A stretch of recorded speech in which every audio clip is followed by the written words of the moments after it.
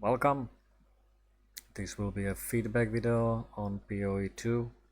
I just finished my second run through the campaign. I really enjoyed it. First run was a big pain on my Sork. The second run was really good on my Pathfinder, Lightning Arrow, and then Peacock. So I just wanted to share some of my opinions. I don't think I've heard all of them on the early game, and I have some hints. So I'm curious what you will think about it and what will be your experience. So let's go through it. First point is hints that you should check the vendors. There is nothing in the game which will tell you to check the vendors. There are multiple vendors like disenchanting vendors, buy and sell vendors, trade currency vendors, and gambling vendor. But nothing will guide you through it. You need to figure it out, and in time, in the first acts, you will actually discover that the monsters drop no loot, and you need to basically buy everything from vendors.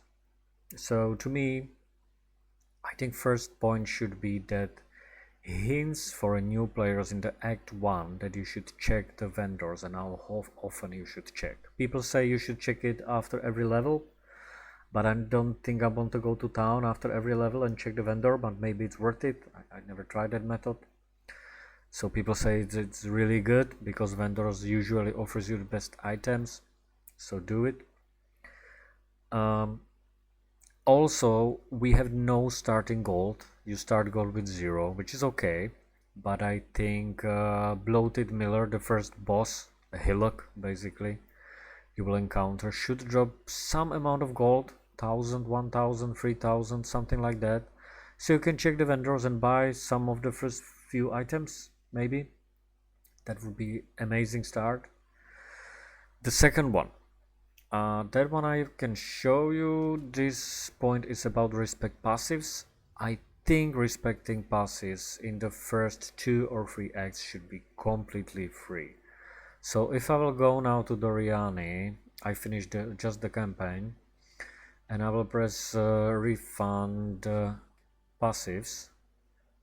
One of my passive cost, okay, 1000. That's not that bad now when I'm in the end game basically, but in the beginning that's a lot of gold, right? So I think they should significantly improve that, and they should make it really cheap, at least in the beginning. In the beginning I remember I had no gold, and you need gold. Remember, you need gold for vendors, gambling. Gambling is really expensive. I think ring is 4000, amulet is 6000, the belt is like 3000, which is a ridiculous amount in the Act 1 and 2, so there is no way you can buy it. And yeah, so this is a huge issue. Gold is a huge issue in the early game. Later, it's not an issue at all. You can do whatever you want. But in the campaign where you want to experiment, but you want to do everything, I see this a little bit of a struggle. All gold drop early buffed by 200% from monsters in Act 1 and 2. So all monsters should drop a significantly larger amount of gold, like once or twice that more. So 100 or 200% more. Because in the early acts, in the Act 1, Act 2, they drop what, like 5 gold each, which is ridiculous. You cannot buy anything for it. Or there will be another solution: lower the prices in the Act 1. Why are the prices so expensive? Yeah, like one item in Act 1 I think costs 450, 500 gold maybe. So you need to kill like 100 monsters to get one item, which is kind of bad. Rare monsters, this is my suggestion. Rare monsters have a chance to drop a Wealthy Exile Idol, which you can right click. Please don't force me to go to town and sell it to vendor again. And that will give you a random amount of gold ranging from 1,000 to 10,000. Wouldn't it be that amazing? Well, to have 10,000 gold in Act 1, wow, you would win. Of course, it will be completely random, so some lucky one will get 10,000. Well, maybe it's too much, 10,000. Maybe it's too much. But I want to feel that that I'm rewarded for killing rares. In Act 1, Act 2, I didn't feel rewarded at all for killing rares. I don't know how about you, but I killed rare and he dropped like blue, like 2 blues and orb of augmentation. I was like, okay, thank you. Sometimes it drops exalted orb, but exalted orbs early when you are not trading is like super useful currency which you want to use a lot, but then you discover the trade and now you have a dilemma. Should I save it? Because for 1 exalt, which I will just slam it on an item, I can buy a ridiculously good item. And I was like, okay, there's a little bit conflict here now. Should I upgrade my items and probably get a shit FX, or should I trade it? You know, save the exalts and trade it later in the end game? Well, I don't know. It's up to you. If you want to craft, use your exalts, but they are quite scarce. So that's kind of a conflict thing. Alright, next thing. Make secret rooms worthy. When I found secret rooms like vaults and some tombs and so on, they had like a yellow chest. By the way, yellow chest never drops yellow, which is ridiculous. Why is it yellow chest when it never drops yellow items? I don't understand. Anyway, make it worthy. When I discover the vault, I want to be wealthy. I want to have tens of thousands of gold, right? Do it. Give me 10,000 gold.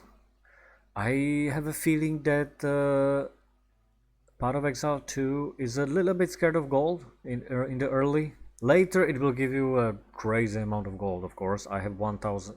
I have 100,000 gold, and I just finished the campaign. But I already bought my gear, some of my gears from the vendors, so I don't need it that much. But the thing is, you need some gold early in the game, and it's really valuable early, so give us it early, as soon as possible. Give us the possibilities to have a lot of gold, right? It should be a chance. It should be when I kill rare, when I kill boss, when I kill some challenge, when I find some idol or something, right? Okay, limit the number of time I need to go to town. On my Pathfinder, I'm quite focused on the flasks regeneration, so I didn't need to go to town as much, and it saved me a lot of time. On my Sork, I remember I was running out of mana all the time, and I mean like all the time, all Act 1, all Act 2. I was like, not enough mana, not enough mana, and the only thing you need to do is create a portal, wait, go to the well, wait, go back, wait, and it takes time, and it takes, okay, maybe 2 minutes, but you do it 100 times. That's like 3 hours in the campaign. It's ridiculous. Don't force me to go to town so much early. Give the flasks more charges, Jesus. Give the mana flasks more charges, or give the Sork some possibility to generate more charges, or okay, create a charm which give me charges on my mana flask, something like that. Please erase well out of existence. I don't understand why well exists. I don't get it, I don't agree with it, and I don't like it. Flasks and charms. Okay, this is a big topic. Let's go through it. Removing flasks means removing a big player power source early, right? So in POE 1, you could have 5 flasks. Early in the acts, you usually had 2 life flask, or maybe 3, 1 mana flask, and 1 or 2 quicksilver. And then as you progress, you change your flask. You usually had 2 quicksilvers, 1 or 2 life flasks to mitigate antifreeze, corrupted blood, and so on. Here we have only health and mana flasks, and the rest of the flasks were replaced by the thing called charms. And I think in general it's a good concept. Charms seems quite interesting, but I think it's in its super alpha state, because what charms basically does is it has like 60 charges. It provides you antifreeze and some extra cold resistance, and that's it. And it consumes like 30 charges per freeze. So if you will get frozen twice, so there is a frozen monster, freezing monsters, and if you get hit twice, it will just erase the charm and then you get freeze. So what's the point? I don't understand it. So I believe charms are very useful. We need much more slots on our belt for charms. I think 2 to 3 slots should be from the start, at least 2 slots, because one slot, and the slots are affixes, which is really interesting. So you need to sacrifice basically a prefix. I think it's prefix, and then you get a slot. Sometimes I found maybe 2 belts with extra slots, but you know, you need resistances, you need life, you need mana, you need all these things, and you don't have space for extra prefix, right? I mean, early in the game, probably yes, it will give you 25 resistance, which is a lot early. So if you get 1 extra slot on your belt, it's really good. But then you craft it, and it's absolute shit mod, like stun threshold and 9 life regen. So you need to dump it, and then you get your normal belt with life and some resistances. Give the charms more charges. That would be another thing. They have really low amount of charges. Usually it's like 1 or 2 uses. They refill, of course. The more you kill the monsters, the more it refills, but I think it needs much more charges, especially in the early game. They should have way more duration. Usually charm has like, what was it, 3 seconds duration or something, which is very, very low. I honestly think we should have movement speed charm. This will be like a chase charm early. It will be amazing when you imagine you drop a movement speed charm. That will be a huge boost to your character, like 10% movement speed extra. Great. Charms should be upgradable, similar to flasks, so we can have greater, mythical, transcendent, ultimate, supreme, godly, pinnacle charms maybe. And these charms should be like busted. I would love to have busted charms. For example, one example from me here. The Charm of Wealth. This charm has 1000 charges and cannot be refilled by anything. Every time you drop gold, 1 charge is removed from a charm and the gold drop is increased by 100 to 1000%. 1000 times, so it's essentially for thousands of monsters. Or maybe you can use it when you kill rare or a boss. That will be very interesting interaction. So you can kill 1000 boss and be very wealthy. The Charm of Vendors, birthday. All vendors have birthday, and for 2 minutes all items are free from the vendors, and that's amazing. And you have only 2 charges which cannot be refilled, so you get 1 charge, you use 1 charge, you got 2 minutes, and you need to buy, click like crazy. There is a limitation in the gamble. I think it's 19 items, so that limit shouldn't be applied, I think, for that, otherwise you are screwed. But that could be quite fun. So that's charms. Next one. League mechanics are completely missing in Acts. League mechanics should be slowly introduced to a player, right? I saw Ritual, but it wasn't really very well introduced to me, I think. A little bit, maybe. The Breach is not introduced at all, I think. I don't think there is a Breach in campaign, no. What else is there? Expedition. I, I I'm level 63 and I didn't encounter a single expedition. Interesting. But I have Gwenan in my hideout, so maybe on my sorcerers I did one expedition, but during the mapping I think. So I don't like so much that all the league mechanics you first basically encounter and start to interact with as you progress towards endgame, which is maps. I would love to see it in the campaign. I want to interact with it sometimes, make it easier, of course, because breaches are super deadly, rituals are massively deadly because of the chaos damage. So maybe make it a little bit less deadly and then introduce it. So that's what I would love to hear. Let's see, and here too. Okay, 8th point. Attributes are in a horrible state early. I think all of you had it. So as you go through the acts early, you will discover that monsters don't drop many items, and don't drop much gold, and they don't drop much in general, maybe white items. But you will discover that most of your gear you should acquire from vendors, but you don't have gold for it, so that's kind of hard. So you basically pile up your gold to buy like one or two rare items, which are usually very expensive in the vendors area, and then you buy the item and you discover that you don't have strength for it, which was on my sorceress a lot. I got a great chest, but it needed, I don't know, 50 strength and I had 20.